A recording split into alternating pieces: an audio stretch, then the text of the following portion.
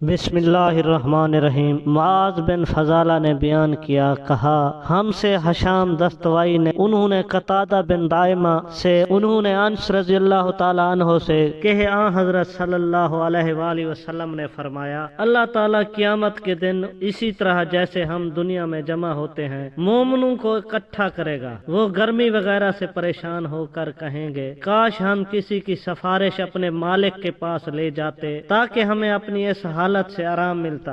چنانچہ سب مل کر آدم علیہ السلام کے پاس آئیں گے، ان سے کہیں گے، آدم آپ لوگوں کا حال نہیں دیکھتے، کس بلا میں گرفتار ہیں؟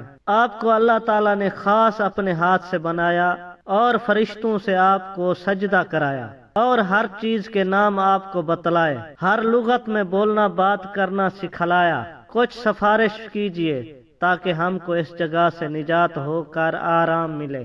کہیں گے میں اس لائق نہیں، ان کو وہ گناہ یاد آ جائے گا جو انہوں نے کیا، یعنی ممنوع درخت میں سے کھانا۔ مگر تم لوگ ایسا کرو، نوح علیہ السلام پیغمبر کے پاس جاؤ، وہ پہلے پیغمبر ہیں جن کو اللہ تعالیٰ نے زمین والوں کی طرف بھیجا تھا۔ آخر وہ لوگ سب نوح علیہ السلام کے پاس آئیں گے، وہ بھی یہی جواب دیں گے، میں اس لائق نہیں۔ اپنی خطا جو انہوں نے دنیا میں کی تھی یاد کریں گے۔ کہیں گے تم لوگ ایسا کرو، ابراہیم پیغمبر کے پاس جاؤ جو اللہ کے خلیل ہیں، ان کے پاس جائیں گے، وہ بھی اپنی خطائیں یاد کر کے کہیں گے میں اس لائق نہیں۔ تم موسیٰ علیہ السلام پیغمبر کے پاس جاؤ، اللہ نے ان کو تورات عنایت فرمائی، ان سے بول کر باتیں کی۔ یہ لوگ موسیٰ علیہ السلام کے پاس آئیں گے، وہ بھی یہی کہیں گے میں اس لائق نہیں۔ اپنی خطا جو انہوں نے دنیا میں کی تھی یاد کریں گے۔ مگر تم ایسا کرو، عیسیٰ پیغمبر کے پاس جاؤ، وہ اللہ کے بندے،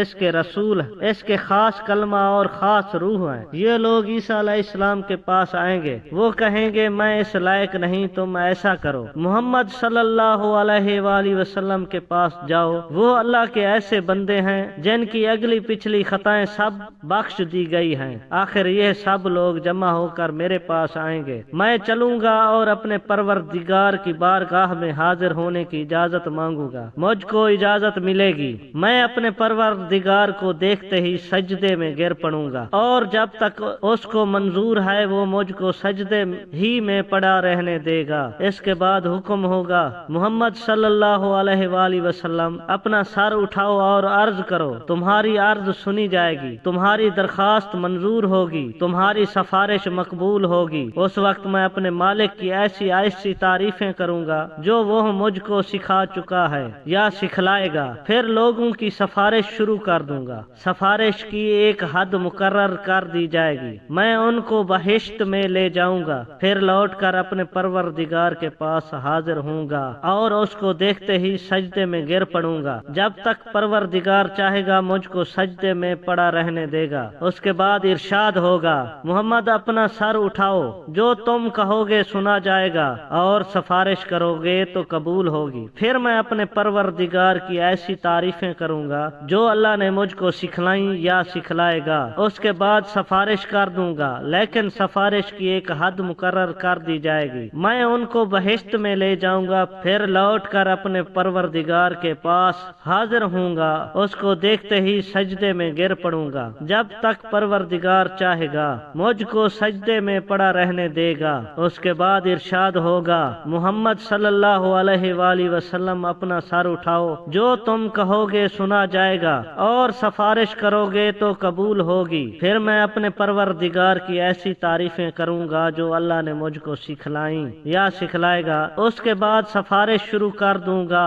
لیکن سفارش کی ایک حد مقرر کر دی جائے گی، میں ان کو بہشت میں لے جاؤں گا، پھر لوٹ کر اپنے پروردگار کے پاس حاضر ہوں گا، عرض کروں گا، یا پروردگار اب تو دوزخ میں ایسے ہی لوگ رہ گئے ہیں جو قرآن کے بموجب دوزخ ہی میں ہمیشہ رہنے کے لائق ہیں، یعنی کافر اور مشرک۔ انس رضی اللہ عنہ نے کہا، حضرت صلی اللہ علیہ وآلہ وسلم نے فرمایا، دوزخ سے وہ لوگ نکال لیے جائیں گے جنہوں نے دنیا میں لا الہ الا اللہ کہا ہوگا اور ان کے دل میں ایک جو برابر ایمان ہوگا، پھر وہ لوگ بھی نکال لیے جائیں گے جنہوں نے لا الہ الا اللہ کہا ہوگا اور ان کے دل میں گیہوں برابر ایمان ہوگا۔